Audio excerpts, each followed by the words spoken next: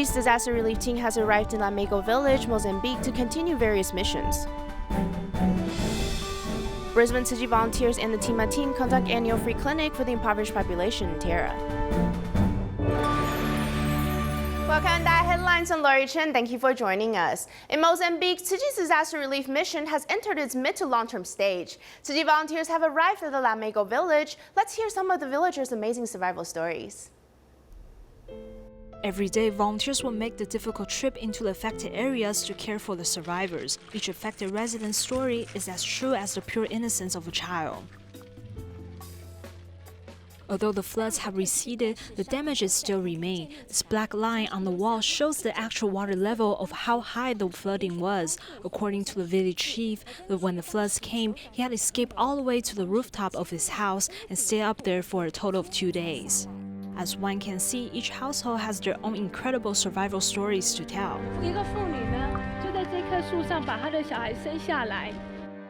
Here, this couple, 19-year-old Lucia and her husband, 20-year-old Alberto, were one of the lucky ones who have survived the disaster. When the cyclone Idai struck, the pregnant wife had to quickly climb onto the nearest tree to escape from the flash floods. To her surprise, that was also where she ended up giving birth to her firstborn child. Então, quando subiu, ela subiu na árvore. É você? Logo eu segurei bebê. The husband said when the floods came, they quickly ran outside. In a matter of seconds, the wife was forced to climb onto the nearest tree to escape the flash floods beneath her. He was at the bottom of the tree, and to both of their surprise, the baby decided to come out at that moment. He had no choice but to help his wife give birth right in there. He said at that time, they had no choice but to sleep on the side of the road for a total of 6 days. They had no food to eat, just some water to drink. He was trying his hardest to take care of his wife and the baby. So there was some water that accumulated into a puddle, and that was what they collected. He would go all around trying to find matches or anything that could start a fire. He needed to make a fire so that he could boil water for his wife to drink. This was how they lived for the 6 days after the disaster. Due to their child being born during the flash floods, they decided to name her Water, symbolizing the situation that she was born in. Nome ela é cheia. Por quê? É cheia sobre água. He said that he named his daughter Water because she was born during when the flash floods hit. She's like a positive light amidst the darkness of the disaster. She gives them hope to keep on going, no matter how hard life is in the aftermath of Cyclone Idai. Many houses were severely damaged by the floods. All that is left are pieces of tiles and bricks. But the villagers didn't give up. They have been going about finding any type of building materials they can in order to rebuild some type of shelter, like this one over here. It's composed of sheet metal and wooden planks. My height is about 163 centimeters, and I still have to lower my head in order to enter the home. Standing right beside me is this 50-year-old senior. Due to Cyclone Idai, his house had collapsed, and right now he's still wearing the same clothes as the day when the disaster hit. Here's where he cooks, and the clothes that he's wearing is all he has. After the floods, he went outside and picked up whatever supplies that he could find. He also received a mosquito net from an NGO.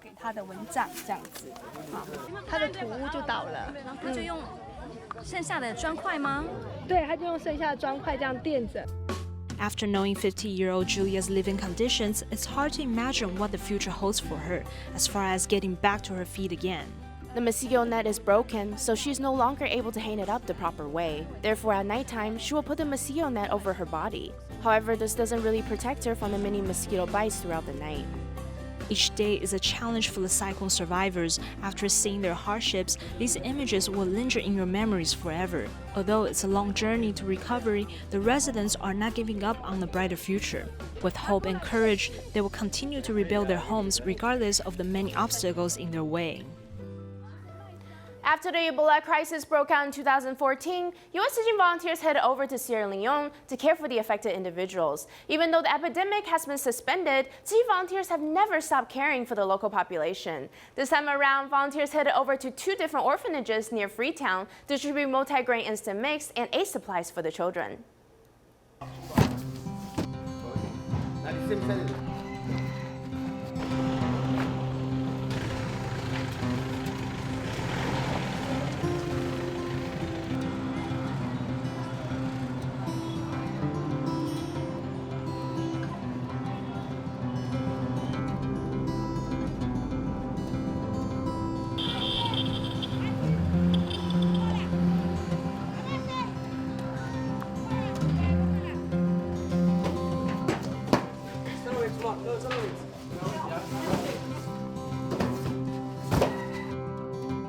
it's not just a powder. It's a powder of love. Okay. And the nutrition is always good for the kids. So it's balanced. Okay. The protein, you don't have enough here, right? So but this one can balance that. Okay. So this is love from Taiwan. Okay. You are Chinese. Of course, yes. And then notebook Yes. here. Friday, Saturday. Okay, so this is a lot of information you can teach the kids. And then they can say this day.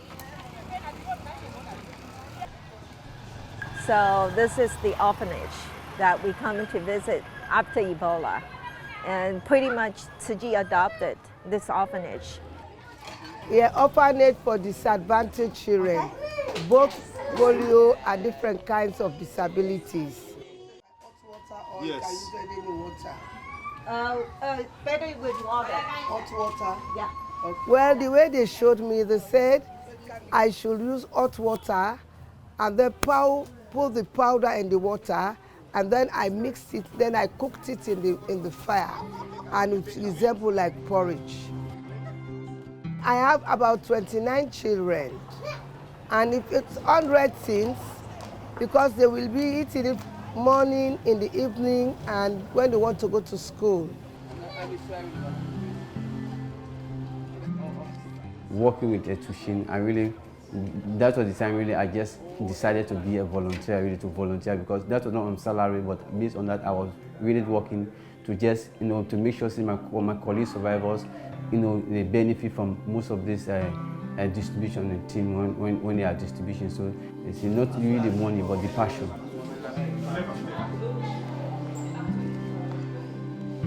They call this place a home of hope. Despite their disability, they too can do something worthful with their life. So we are happy that you people do step in to help us with food, because what we are giving, we cannot say it will be enough all throughout. May God thank you for the Taiwan families, for their blessings towards this orphanage. May God continue to bless you. Thank you very much. Thank you.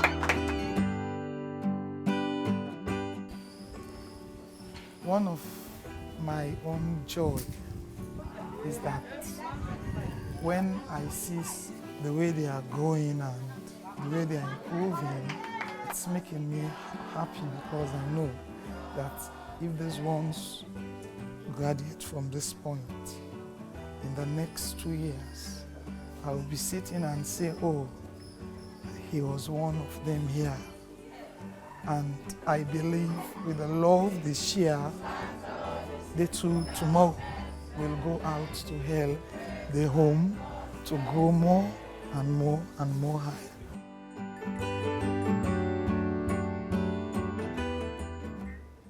There is a Tzu Chi couple in central Taiwan. They're both very experienced media documenting volunteers. For more than 20 years, they have documented various Tzu Chi events. However, their relationship wasn't always as harmonious as now. Let's see what changes they have made over the years. Every Tuesday morning, Joyin and his wife Lilin do recycling together.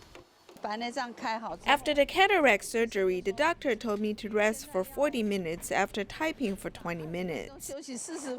The surgery prevents 78-year-old Lilin from staring at the monitor for too long, so she started doing recycling. To me, editing an article is simpler.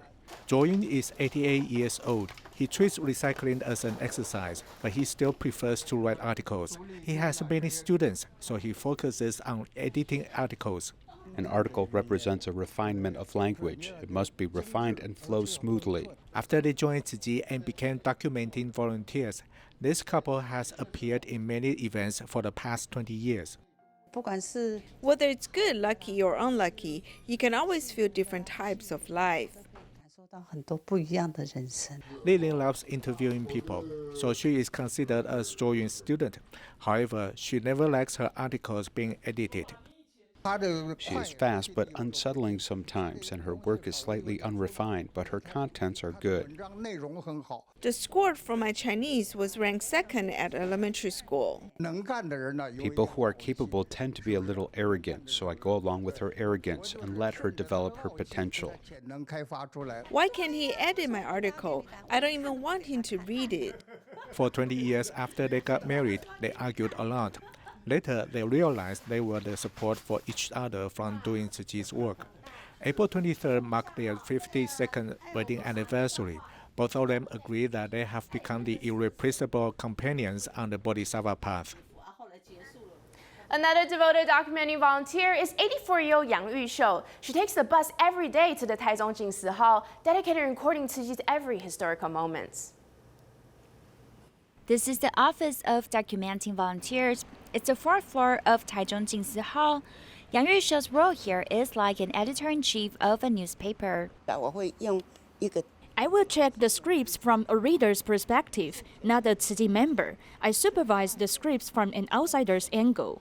Scripts written by volunteers have to go through many checks before being approved for publications on internet. You have to tell the reader the core value of Tzu Chi's humanistic culture with a clear tone. She is one of the few senior volunteers who have the authority to approve the scripts. Not everyone is a Tzu Chi volunteer. It can be annoying when you use terms like brothers and sisters too much. After her retirement, she started to learn about documentation. She has been working here for over 10 years and is now age 84 this year. We are all just human beings, and it's normal to get exhausted. However, I'm motivated by Dhamma Master Zheng Yan. Her health is not well, but she has always been there to guide us. Her way to relieve stress is to take a walk.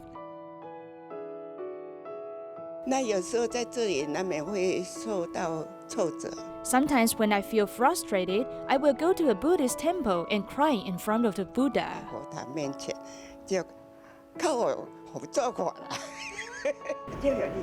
The community recently opened some classes, so she came to check if they needed any help.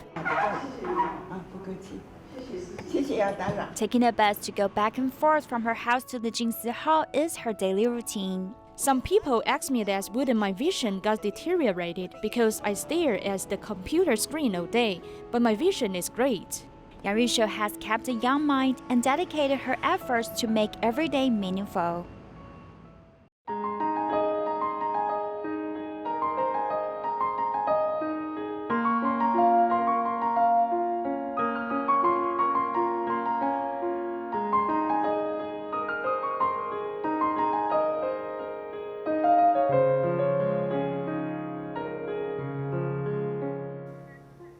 There is a large economically disadvantaged population in Terra, Queensland, Australia. In addition, there's a lack of medical resources in many of the remote areas. Therefore, for the past 13 years, Brisbane Tzu Chi volunteers and the TIMA medical team have been conducting free clinics for the local residents. This time, volunteers from Sydney, Melbourne, Perth, Taiwan, and New Zealand all came to volunteer their services.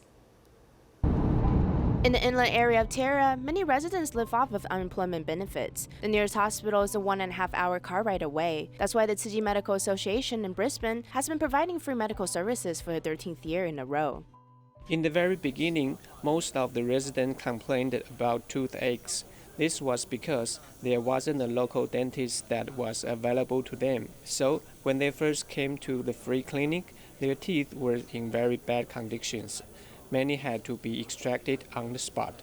Now, after a few years of continuously coming to service the residents, cases of tooth extractions have significantly dropped. Younger person who either has it's a big draw from their confidence when you're going to a job interview, or that you're talking to someone, or you're trying to form a friendship or a relationship with someone, and they're looking at you and having a conversation, and the person's constantly looking at your mouth because you've got gaps, or you've got decay, or something going wrong in there. I lost my front teeth, and I stopped smiling, and I stopped looking at people. I would walk with my head down, so I didn't make eye contact, so that I didn't have to start a conversation or something like that, and I really needed the smile to make myself feel better, and you guys gave me that. Thank you. I really admire TIMA's spirit of giving. The medical personnel can go from the city all the way to multiple remote areas to serve the people. This was what inspired me to join. Loving kindness, compassion, joy, and equanimity is the school motto for the students. However, how can we install the deeper meaning of the school motto into the students' everyday life? The key lies in active participation in various Tzu Chi activities.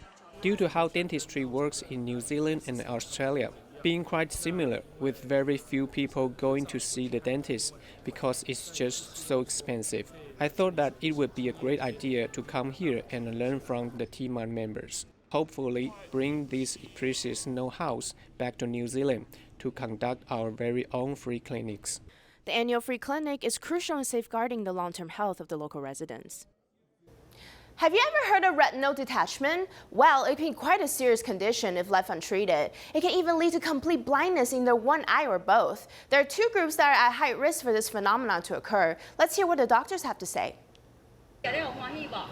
Sitting in front of the computer to edit some videos, Tzu Chi media volunteer Chen Densi continues to document various Tzu Chi activities with his camera, even though he is blind in his left eye.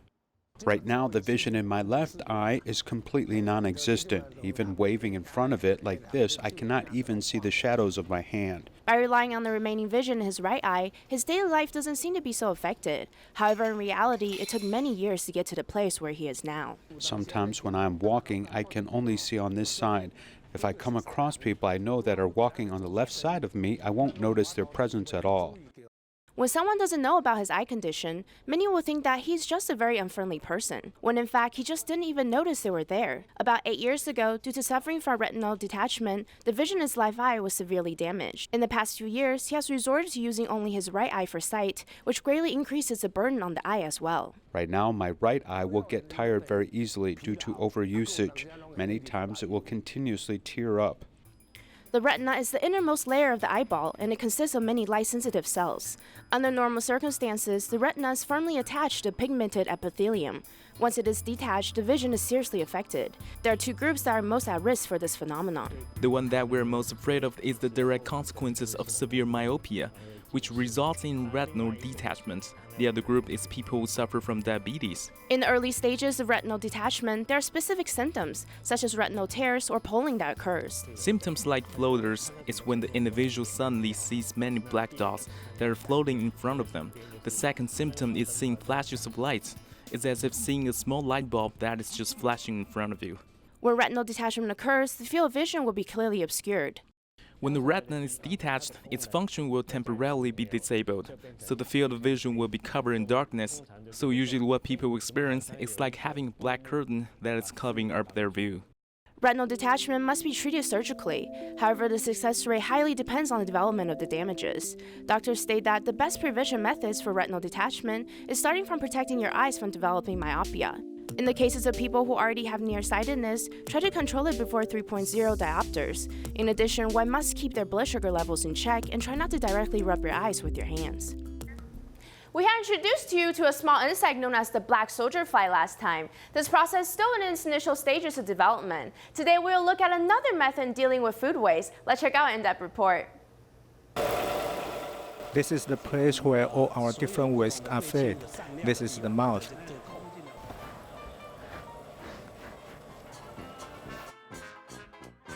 This is pre-treatment of kitchen waste, where water is drained and squeezed and dried. This is a troublesome process. The most difficult pre-treatment of all waste is kitchen waste.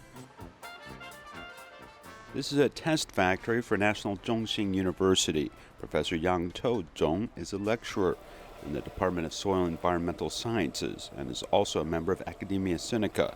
Here he is introducing his quick enzyme composting equipment. After the kitchen waste has been drained and dried, it is very important that it begins fermenting, which is dependent upon adjusting additives to spark this process. This technology can significantly reduce the composting time of 3 to 4 months to just 3 hours. These different ingredients are transferred to the top through this conveyor belt. Enzyme is added to the kitchen waste, and it takes about 2.5 hours to come. Compared with traditional composting, the use of enzymes for rapid fermentation not only significantly reduces the time for composting, but also has other advantages in terms of space and land use. We know that the cost of disposing of waste is basically equipment, a factory, land, and space. A large area is needed for composting. This may include several hectares, but here we only need 1/10 of the space. This process overcomes challenges regarding time, space, and the difficult issue of air pollution. At present, this general composting mainly deals with raw kitchen waste such as fruits and vegetables. If it involves cooked kitchen food, the mixing of oil and salt will create a strong odor during composting. If enzymes are used for quick fermentation, the odor can be reduced to the minimum amount. This device basically is built for a closed space, so there should be no odor. These technologies generally involve microbes and enzymes. They use a high-temperature environment to accelerate compositing so that kitchen waste stabilizes into organic fertilizer. At present, we have subsidized the rapid fermentation facilities in all counties and cities. This can accelerate compositing and remove a large portion of kitchen waste. The advantages of rapid fermentation equipment include little need for space, rapid speed, and low odor. However, it does consume lots of electricity and needs oxygen during operation. In addition, the processing capacity is limited and must be adapted to local conditions. This equipment is all modular, with one set only handling a few tons. Actually, 10 or 20 tons are quite a lot of waste. So for metropolitan areas with a large amount of food waste, we feel that we're still using kitchen waste as biomass for energy plants is our main focus. We always encourage people to cherish food. This means one should think about how much to cook rather than turning this food into food waste. If we can reduce the production of food waste, we won't put too much of a burden on our back-end processing.